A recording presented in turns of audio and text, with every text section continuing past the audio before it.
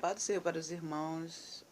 Hoje nós vamos dar continuidade da nossa apostila sobre missões urbanas e vamos iniciar falando sobre estratégia evangelística. Uma das estratégias evangelísticas, tem várias, né? A gente tem várias na nossa apostila, mas eu vou falar só de algumas. É sobre o barco da misericórdia. Eu acho interessante esse barco da misericórdia, que ele atende a pessoas carentes, né? Principalmente os ribeirinhos. E é muito utilizado lá no Amazonas esse tipo de barco, com assistencialismo, né, dando assistência à comunidade, transportando pessoas doentes, levando remédio, levando alimento. Então esse trabalho de evangelismo através desse barco chama a atenção da população, da comunidade, né, para a igreja, porque eles começam a ver que a igreja é um lugar de pessoas humanas, pessoas boas, pessoas que estão interessadas sobre os problemas deles. Né? E o começo da igreja primitiva, uma das coisas que chamava a atenção da igreja, do povo, da comunidade, era justamente isso, essas ações sociais, essa comunhão, isso tudo chama a atenção da comunidade. Então, esse trabalho de Barco da Misericórdia é um barco que funciona muito bem para o evangelismo. Também podemos falar sobre os cowboy com missão, né? Interessante esse cowboy com missão, né? Porque é um trabalho que é bom, que a gente vai, que é tipificado, né? Caracterizado do estilo deles para poder ver uma identificação, né? Tipo, quando a gente tem acesso a esse movimento, aos rodeios, que acontece? A gente pode estar levando o evangelismo com o estilo country, o estilo musical country, com a roupagem, né, a forma que eles se vestem, para poder haver uma identificação. E ali é bom também que a gente entenda bastante sobre, sobre rodeios, né? Talvez tem algumas pessoas que já participaram do nosso convívio que pode estar nos ajudando a conhecer a cultura, né? A forma que a gente pode chegar a essas pessoas. Então, é uma ótima estratégia trabalhar com essa área, com os cowboys. Né? Implantação de igreja, é interessante, implantação de igreja. A implantação da igreja já mais voltada para o nosso público, né?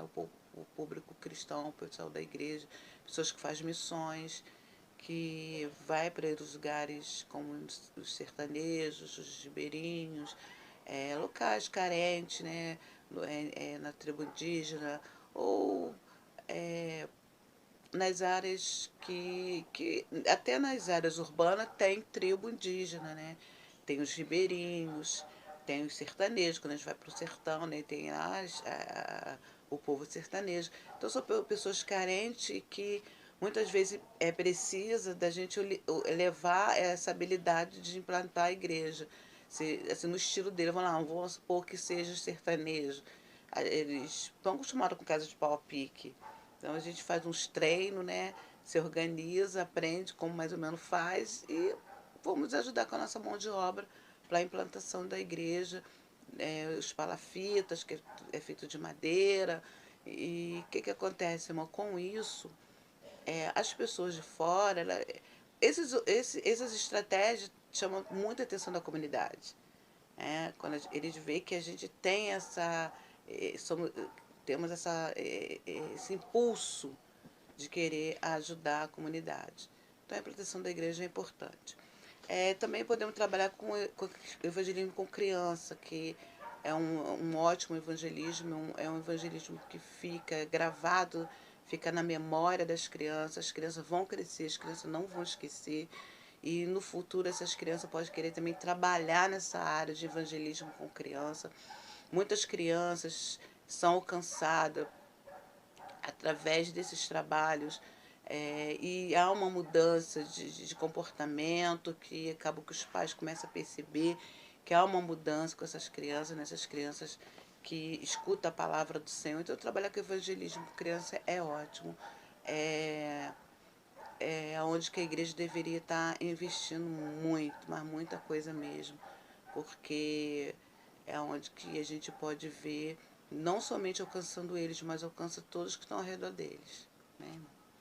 E louvor, adoração, um trabalho também que a igreja deve investir nos músicos, é, fazendo com que os músicos tenham treinamento, seja capacitado para o evangelismo de rua. Porque a música é algo que toca a alma, né? Que toca o interior. As pessoas são tocadas pela música. E nós já temos uma certa experiência com isso, após o culto, sentar em alguma praça e ali começarmos a louvar e com músico e tipo uma serenata. E aí as pessoas começarem a abrir as portas, janelas, e sentarem também para ouvir, debruçar ali na janela para ouvir. E através da música, das palavras, o Espírito Santo trabalhando, essas pessoas são tocadas através do louvor. A gente pode levar caixa de som para as praças e ele fazer um louvorzão na rua. A gente tem que sair das quatro paredes, né? Porque muita gente faz o evangelismo dentro da própria igreja, dentro das quatro paredes, dentro do edifício.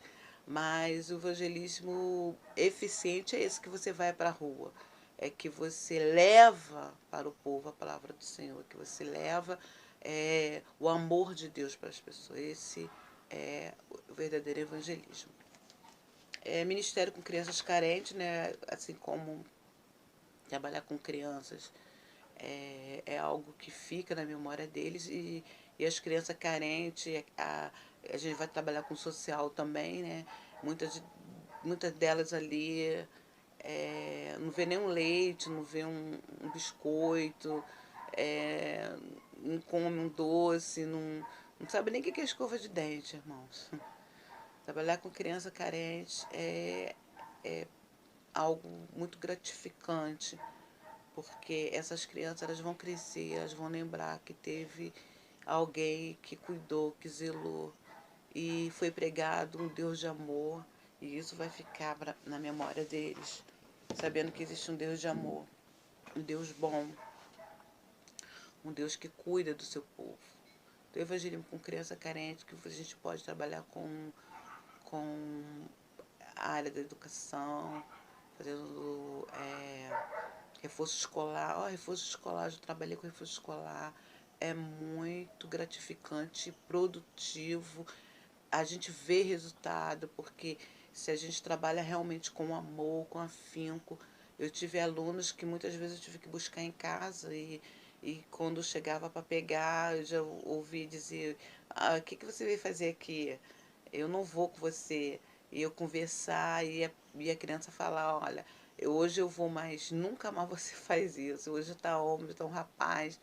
E ele fala, eu te agradeço porque quantas vezes você foi em casa, quantas vezes você investiu em mim, a ponto de chamar a atenção da família e ver como que ele tinha tanta confiança em mim e às vezes não tinha com os familiares.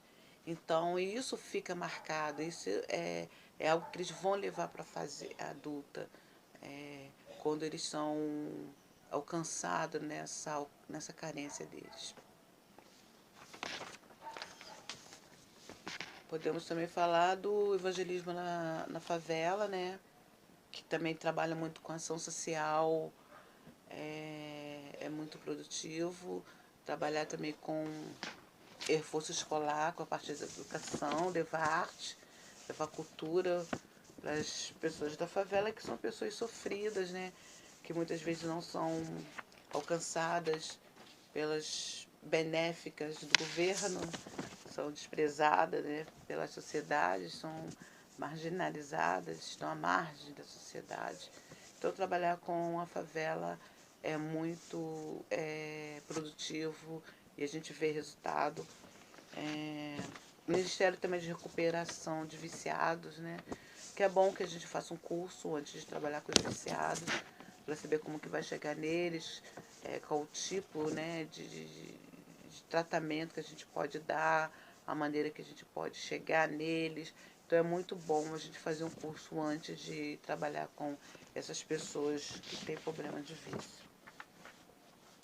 Programa de rádio eu acho assim muito essencial, muito bom, porque no programa de rádio você vai alcançar muitos, né, milhares de pessoas você vai alcançar. E muitas das pessoas que você vai alcançar vai estar ouvindo aquele momento de uma palavra que, que o Espírito Santo vai trabalhar e, e vai fazer a parte dele, né, de converter aquela pessoa. E, é uma resposta muito boa para o evangelismo. É um marketing, uma propaganda. É algo que ali você pode fazer a chamada para um trabalho que vai vir numa igreja, que vai vir na rua, e enfim. E além de pregar a palavra do Senhor. Então, através do rádio, muitas pessoas se convertem, muitas pessoas aceitam Jesus. Então também tem o trabalho com tribos urbanas, né? Existem vários tipos de tribos. Existe as tribos que elas se identificam pela música, pelo estilo de se vestir, os problemas sociais, pelas ideias. Então existem as tribos urbanas e a gente pode falar dos punks, que é uma tribo que eles, eles são pessoas que são contra tudo, contra todos. Eles são da periferia, né? Então eles têm uma certa. O início deles se dá lá na Inglaterra, nos Estados Unidos, e eles têm uma dificuldade de aceitar a situação atual, a situação social.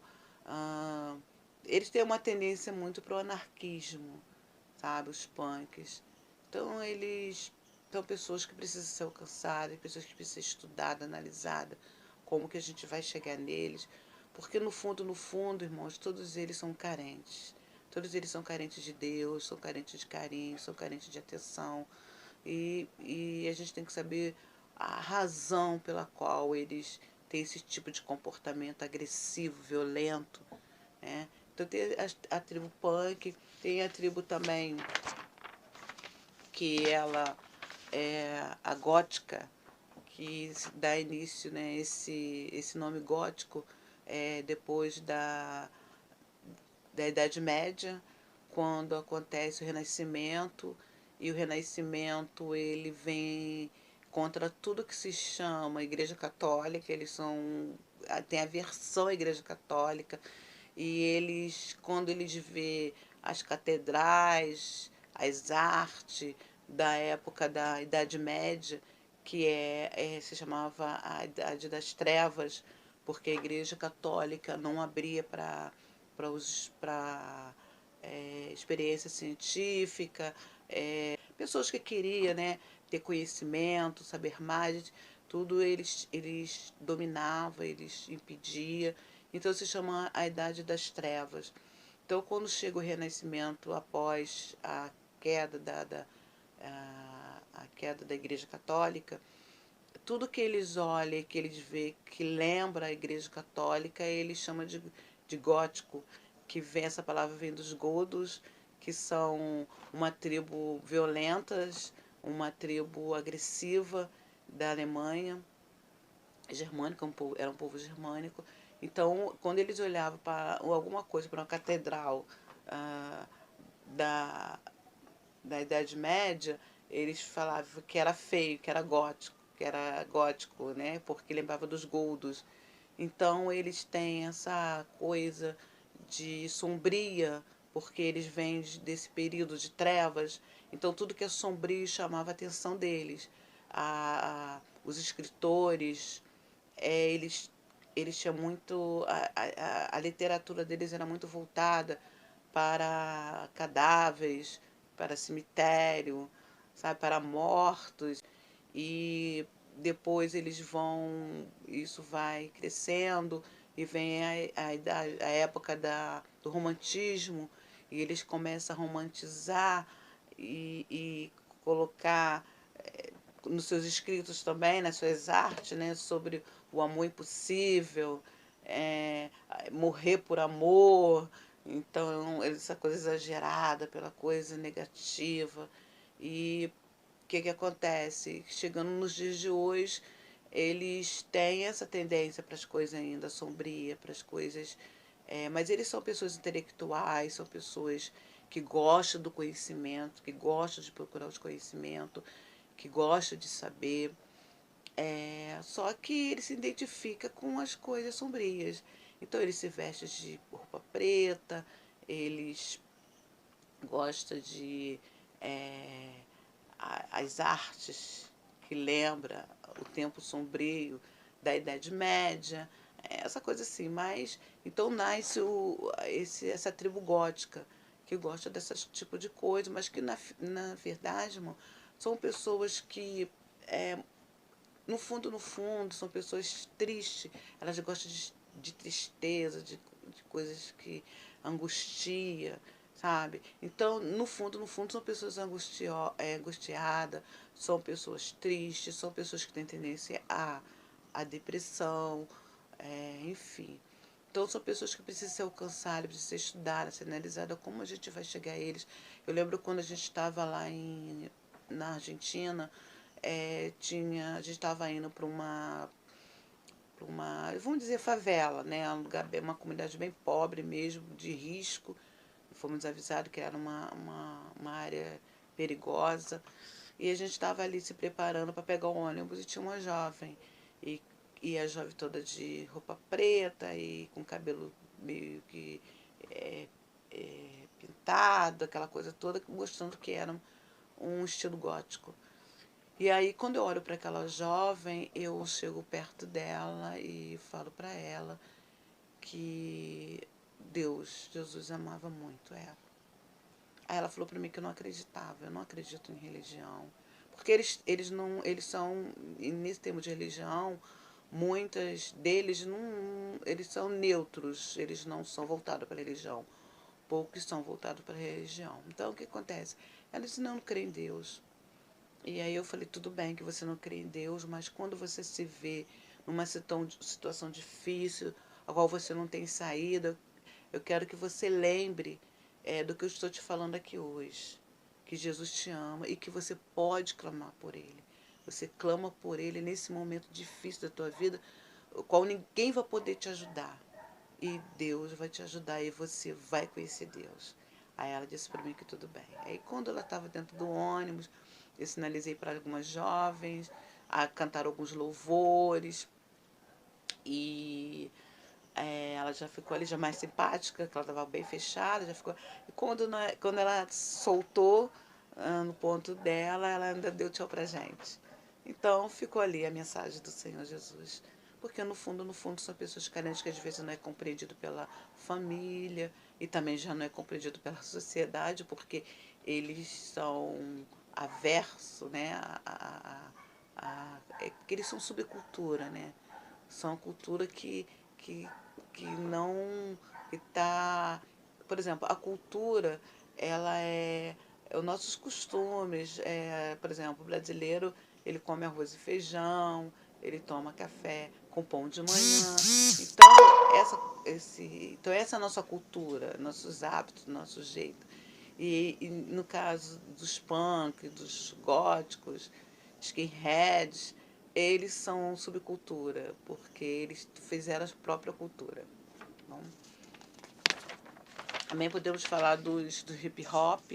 Os hip hop, eles têm início nos Estados Unidos, quando se vê no meio do caos ali, do desgoverno, porque a área, teve uma área ali, tipo o Bronx, que se fala, nos Estados Unidos, em que eles resolveram fazer uma estrada e ali eles falaram para aquelas pessoas que residiam ali, que eles, saindo dali, eles teriam oportunidade de ter uma outra casa. Eles deixam aqueles prédios e vão morar em outros lugares, porque eles tinham outra casa, né? E fica ali aqueles prédios ali. Então, aqueles prédios, claro que vai ser invadido por pessoas que não têm condição financeira. E ali começa a nascer os grupos ali de jovens que chamava gangue, e cada gangue tem o seu estilo. Tinha a gangue dos nazis, tinha a gangue dos pretos, tinha a gangue dos latinos, e cada quadra era uma gangue. Então, uma gangue não podia entrar passar pelo, pelo, pela quadra do outro, porque podia sofrer agressão. E aí tem essas gangues que são formadas e elas começam a guerrear entre si. E claro que agora começa pessoas, tem os intelectuais, né? Pessoas que têm mais conhecimento, e eles começam já a conversar um com o outro, dizer que eles deveriam se unir não contra um e outro, mas que eles deveriam se unir pela mesma causa, que era a causa social. E aí eles observando que poderia melhorar, então ele se une depois que há uma morte de um deles já, de um líder, e quando esse líder vai para uma dessa comunidade, dessa gangue, levar o conhecimento, levar, sabe, por quem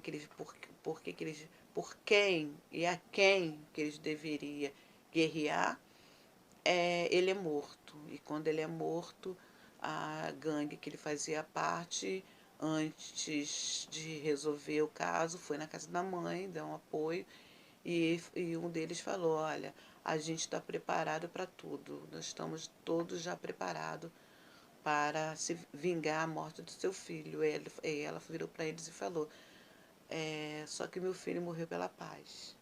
Então eles voltam, é, atrás naquilo que eles estavam pensando em fazer, e eles acabam unindo, e aí tá, aí pelos estilos ali começa a, a, a como é que se diz, se unir para melhorar a situação deles.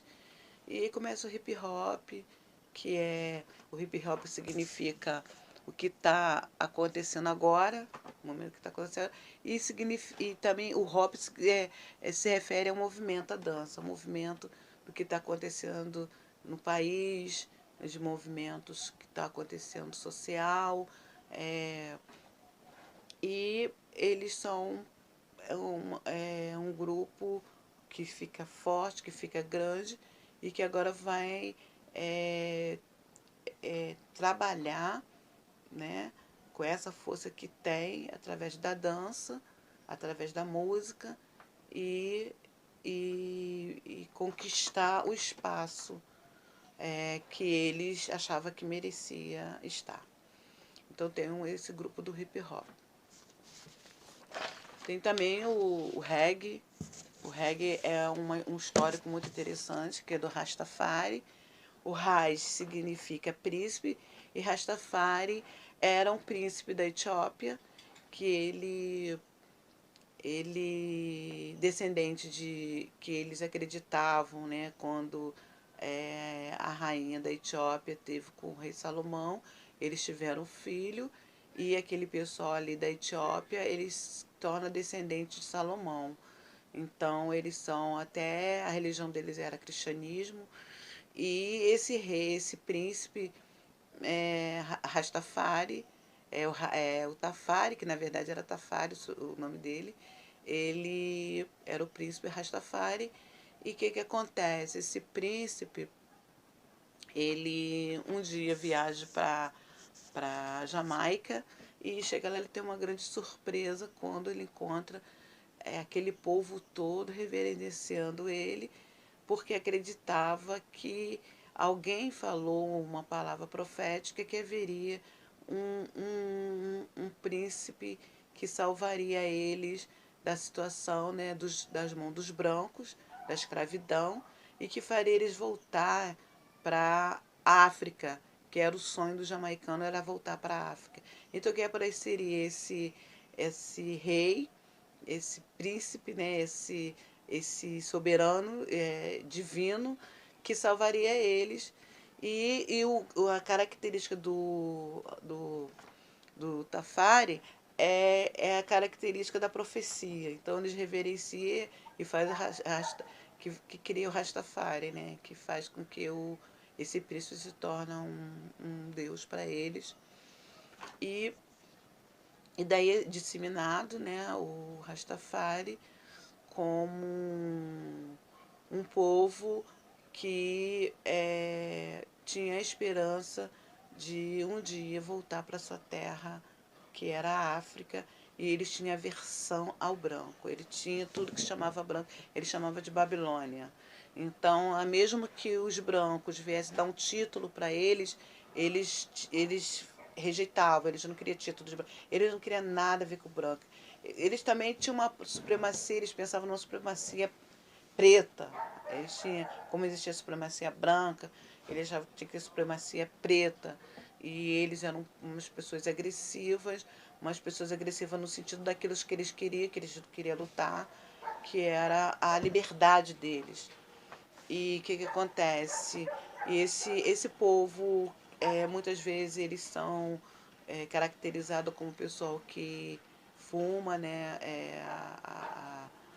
Que tem vícios, né? Que são pessoas que vivem igual mendigo, mas eles são pessoas que, no fundo, eles têm esse estilo que é um estilo aversão aos brancos. Então, e aí nasce esse povo com o estilo reggae, que é um estilo musical, que é uma tribo, mas que eles têm as vertentes, né? Que depois a raiz vai sendo esquecida, então eles vão criando várias vertentes. Então eles começam a imitar o estilo quando eles veem os mendigos com aqueles cabelos todo encaracolado, todo duro, todo ele se identifica porque ele se sente aquele povo, um povo que é desprezado pela sociedade, um povo que vivia na miséria, né? E aí eles começam a colocar isso como característica deles. E quando eles usam esse tipo que a gente fala que é a maconha, eles usam, não, mas era no sentido divino, era no sentido espiritual, não era no sentido de uma satisfação de ficar, sabe, dar ou não, era algo que eles achavam que fazia parte do ritual. Então ele surge esse grupo reggae que é disseminado, né, através do Bob Marley, que era um músico, e aí ele leva para esse estilo, né, para outros países, para outras culturas, mas é uma tribo de pessoas que a raiz dela era uma raiz evangélica, eles eram um povo evangélico, e eles acreditavam que o Tafari, né, que é o Rastafari, ele era o Jesus que viria salvá-lo. Queria fazer eles retornar para a terra prometida, que eles achavam que era aqui mesmo, que era aqui na terra, a Sião deles, que era na África.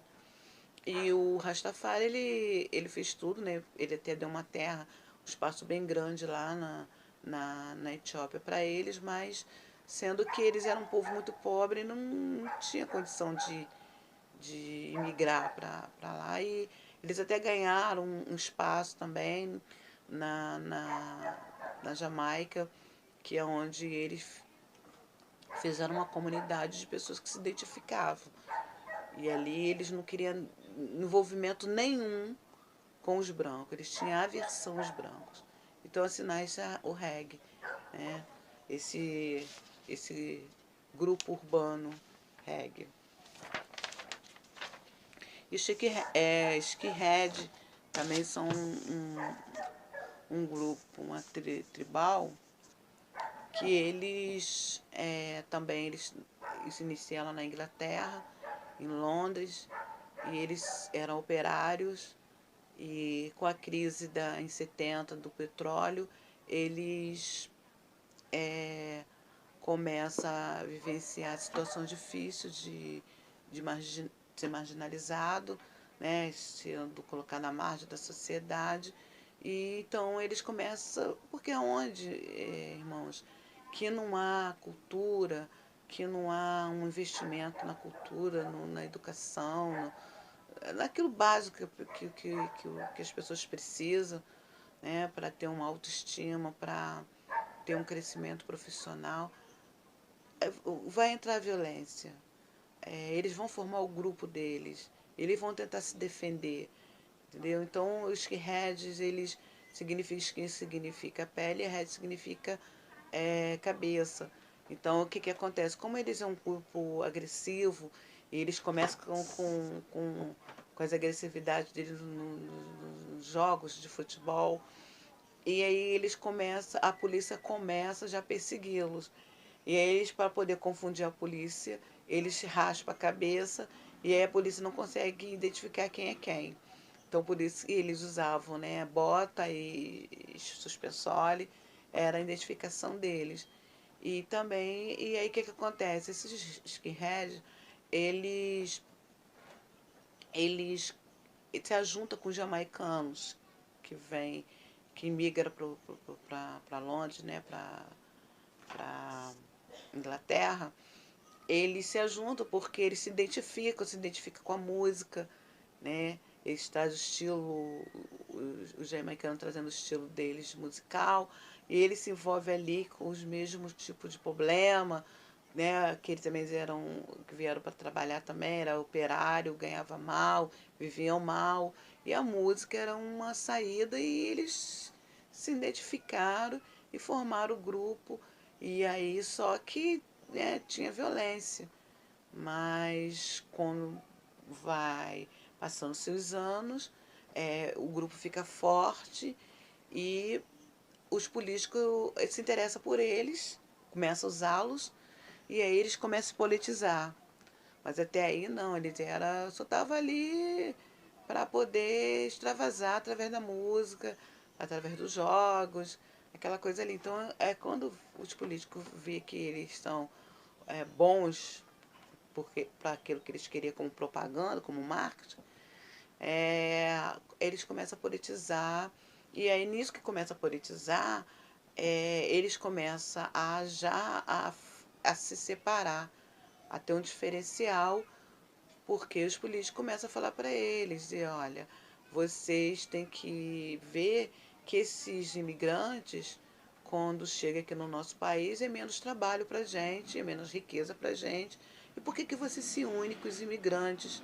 Então eles começam, uma vertente deles, não todos, começam a ter xenofobia, que é aversão a estrangeiro, e aí eles começam a perseguir os indianos, o pessoal aqui do Paquistão, sabe? Os asiáticos, enfim, os jamaicanos. Então eles começam a perseguir esse outro grupo que era também vivia na margem da sociedade, mas aí eles começam a ter versão a eles porque alguém já estava já fazendo essa separação. E aí eles têm um grupo que continua e aí nasce, né, o skinhead através dessa história que eu acabei de falar para os irmãos. Mas que eles têm uma visão de crescimento social. Temos aqui em São Paulo os carecas. Eles são denominados aqui em São Paulo como os carecas.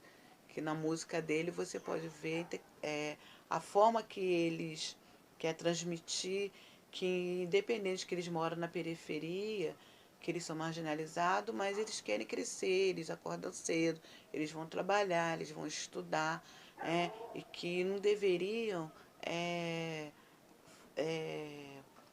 se sentir com a estima baixa, mas que eles deveriam se sentir motivados a querer crescer, a querer ser. Então eles têm muito isso na música deles, dos skinheads, que aqui no Brasil se chama de careca. Então tem essas tribos urbanas que precisam ser evangelizadas, que precisam ser alcançadas por pela igreja. Depois os irmãos estudam mais profundo, porque é bom saber sobre esse comportamento, porque no fundo, irmão, todos eles estão unidos por um mesmo propósito. Propósito de amizade, propósito de edificação, que se identificam um com o outro, sabe? Que sofrem as mesmas mazelas e que a igreja precisa entrar nesse meio aí, nessas minorias, alcançar essas minorias, para eles entenderem que Jesus também foi ter marginalizado, né, pela sociedade judaica, mas enfim, era o nosso Salvador. E quando eles começarem a ver o sofrimento que Jesus passou, que Jesus também foi rejeitado, sabe, mas que Jesus não desistiu, e quando a gente leva essa palavra de salvação, a gente pode ganhar esse povo, esse grupo que de cara a gente rejeita, mas que tem gente boa no meio deles. E muitos deles, o começo da história não foi esse começo de pessoas ruins, mas foi de pessoas revoltadas com a própria condição que viviam. Então agora vamos falar sobre seita, né, que seita significa secta, que significa seguidor. E nós podemos encontrar na sociedade muitos secta, né, seguidores, muitas seitas, né, porque existe a seita da filosofia, pessoas que discordam das ideias, das ideias que são propostas. Então elas, discordando, elas faz o próprio grupo, né? Então faz seus próprios seguidores, tem a filosofia, tem também o sistema que a gente fala que é filosofia, no sentido do plano confucismo, nas ideias do Confuso, nas ideias marxistas. Então tem as seitas, os grupos que, por não concordar com as ideias vigentes, eles criam seu próprio grupo. Né? E Jesus também, ele teve, que ele chamava até, falava até que eles eram da seita. Né? No começo eles diziam que era da seita. Então Jesus também, né, que ele divergia, né, da religião judaica. Então a seita, essa é a etimologia da palavra seita. E também heresia, né, que é falso ensino. Nós vemos que tem grupos que discordam da doutrina bíblica, então eles criam suas próprias ideias, suas próprias interpretações da Bíblia, e essa interpretação não fica só para eles acabam divulgando e aí acaba se criando heresias. Aqui o apóstolo Paulo fala em 2 Pedro 2, 1 e 3, diz assim como no meio do povo surgiram falsos profetas, assim também haverá entre vós falsos mestres, os quais introduzirão dissimuladamente heresias destruidoras, até ponto de negarem o soberano Senhor que os resgatou, trazendo sobre si mesmo, repetindo a destruição. Então essas heresias, elas trazem destruição para si. Elas levam muito, mas elas também trazem muito, traz destruição para a própria pessoa que interpretou, que achou, que levou uma mensagem errada. Então a heresia é falso ensino. Interessante que os crentes de Bereia, quando era pregada a palavra para eles iam ver nas escrituras se o que eles estavam falando era exatamente o que tinha nas escrituras. Então a gente tem que aprender com os crentes de Bereia, sempre examinando para saber se realmente a mensagem que estão trazendo para a gente são verdadeiras, que não são heresias. E assim vai distorcer até roubar a nossa fé, né, irmãos? Há também a pluralidade de religiões, né? A gente sabe que existe vários tipos de religiões e todas pensam que é o caminho, né? Que é a verdade, mas o caminho é Jesus, a verdade é Jesus. Então, existem as secretas, né, maçonarias, existem as falsas cristãs, que é os mormons, testemunhos de Jeová, existe as espíritas, que é kardecismo, existe as orientais, né, Seixoa Noé, Igreja Messiânica Mundial, também existem unicecistas, irmãos, o significado desse segmento é que eles não acreditam na Trindade. E por que estudar falsas doutrinas? Para defesa própria. A gente tem que. Porque várias entidades religiosas, elas treinam os adeptos delas para nos convencer. Então a gente tem que estudar para a gente poder nos defender nesse momento que eles vêm trazendo as suas heresias. Pela proteção do rebanho, né?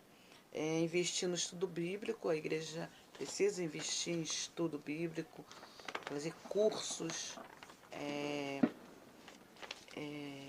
instruindo o povo a aprender a palavra do Senhor, cursos, porque quando a gente faz teologia, a gente estuda várias matérias dentro da teologia. Tem a matéria da hermenêutica, da hermenêutica, que é como interpretar a Bíblia. Então, é muito interessante, de repente, levar um curso falando só sobre esse assunto, ensinando sobre isso, como interpretar a Bíblia, para quando vier as heresias, você saber diferenciar. Né? A evangelização, a gente tem que aproveitar para evangelizar, né, esse pessoal dessas seitas, que é um momento, né? O fato de conhecermos o erro é que se encontram os sectários, nos ajuda a apresentar-lhe a verdade que necessita. Entre eles se encontram muitas pessoas sinceras.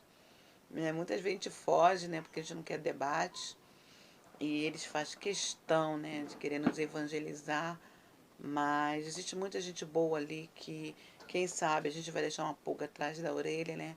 Quando a gente combater, que a gente tentar trazer a verdade da Bíblia, eles, o Espírito Santo é uma semente, né? Que a gente vai conseguir tirar eles desse caminho. Missões.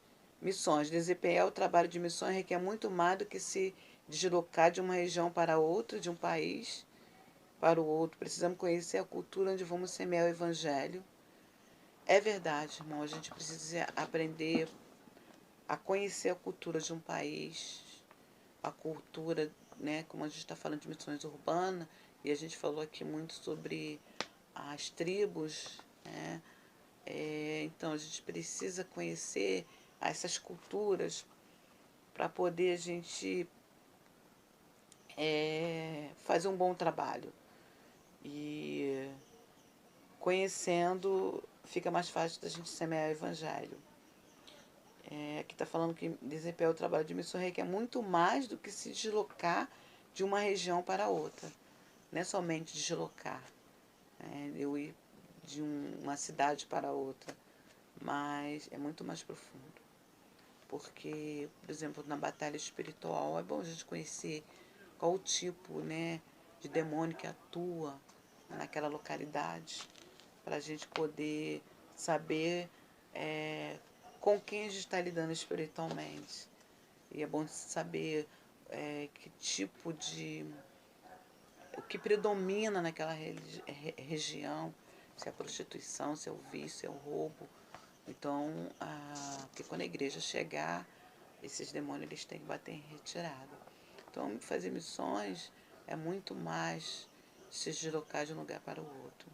É conhecer aquela comunidade, aquele povo, a forma que eles se comportam. Né? Característica das seitas. que fala sobre o método mais eficiente para edificar uma seita é, é conhecer os 4 caminhos seguidos por elas, que é adição, subtração, multiplicação e divisão. Adição. O grupo adiciona algo à Bíblia. Sua fonte de autoridade não leva em consideração somente a Bíblia. Ela adiciona mais coisa à Bíblia. Ela acrescenta. Os adventistas do sétimo dia, eles fizeram isso, né?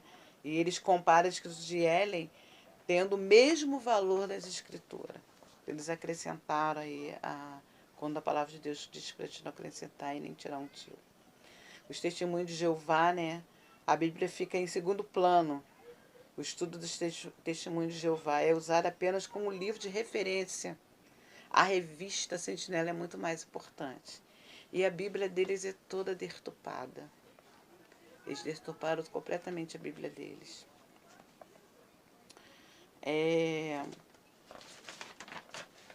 Os kardecistas, né? Evangelho segundo Allan Kardec. Fizeram outro evangelho.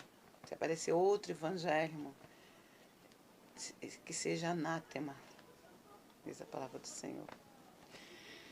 E aqui vai ter algumas respostas apologéticas, né? Apologética significa em defesa da fé, né? Depois os irmãos dão uma olhadinha na apostila, como se defender dessas heresias, dessas seitas. E, para esse vídeo não ficar muito grande, né? A gente vai concluir. Os irmãos estudam mais um pouco, que mais conhecimento vai ter. Mais técnicas, né? Vai ter para poder fazer um bom evangelismo. E eu quero terminar aqui lendo a conclusão da apostila.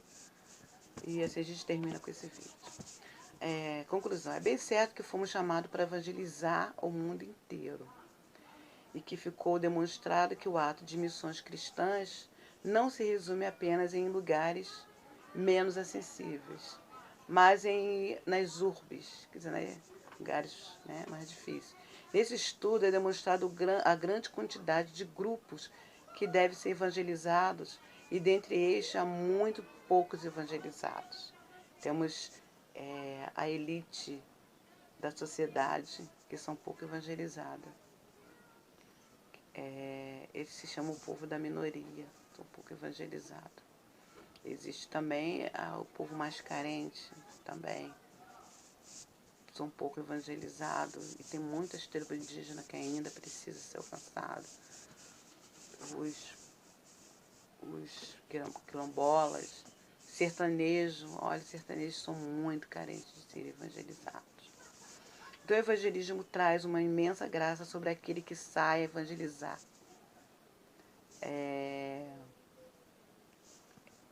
Os pés daqueles que levam boas novas, né, irmãos? São os pés que são agraciados pelo Senhor.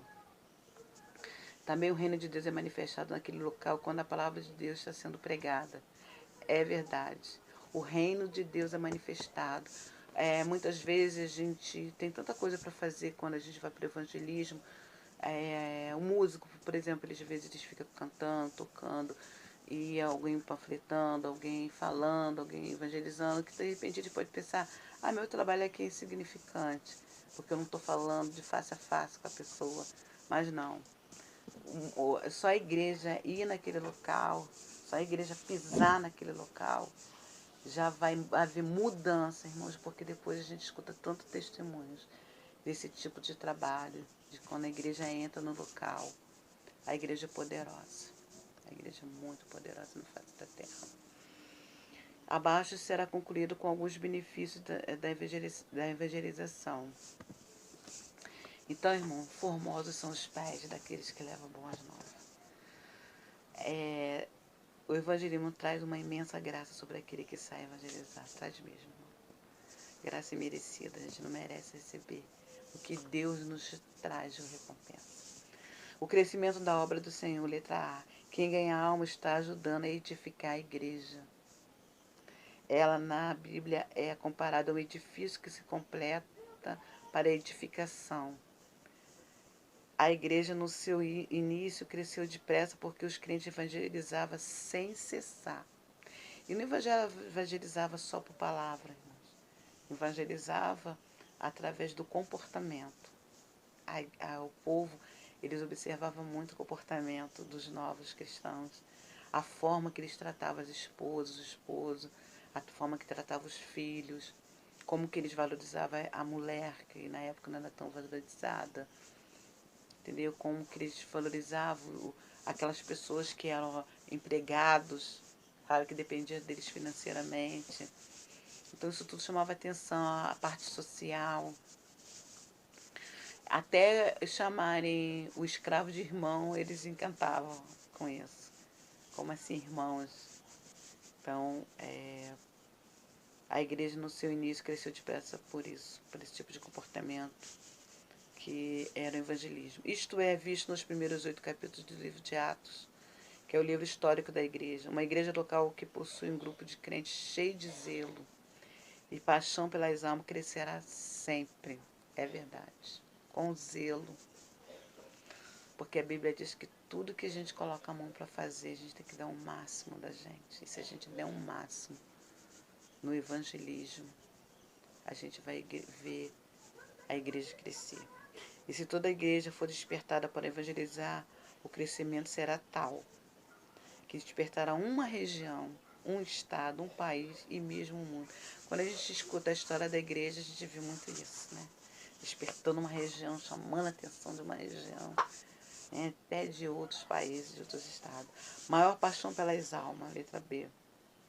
Isso tem acontecido com os servos de Deus através dos tempos.